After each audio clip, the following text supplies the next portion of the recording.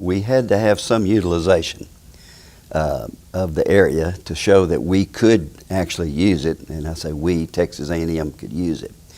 Dr. O.D. Butler was the head of the animal science department. And of course at that time, other than the runways that were out here and a lot of the buildings that we could use for storage and all, there was mostly pasture land.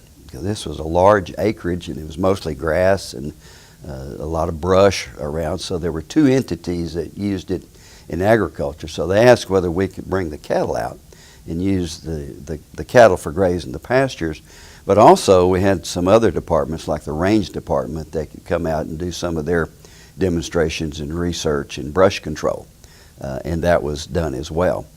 Later on, we had a professor in animal science that was teaching feedlot nutrition and feedlot management to aspiring feedlot operators, because in the 60s is when the feedlots really grew and they got larger and larger out in the panhandle.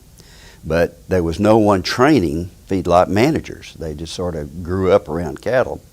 So Dr. Lowell Shockey put on a feedlot management training course, and he even had veterinarians and PhD students that came here just to learn how to manage feedlots.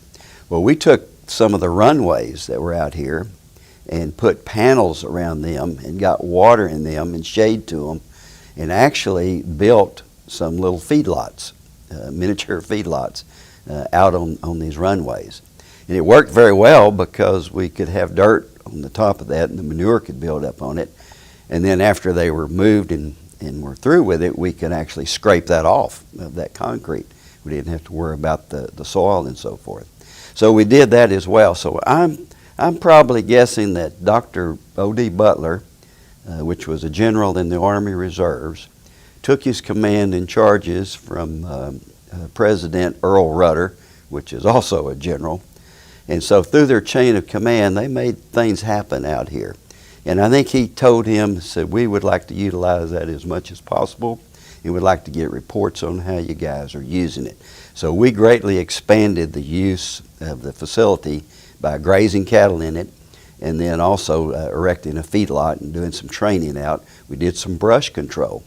Later on, the vet college started bringing some horses and some cattle out here and building some of their pens and facilities to facilitate some of their needs for training the vet students as well.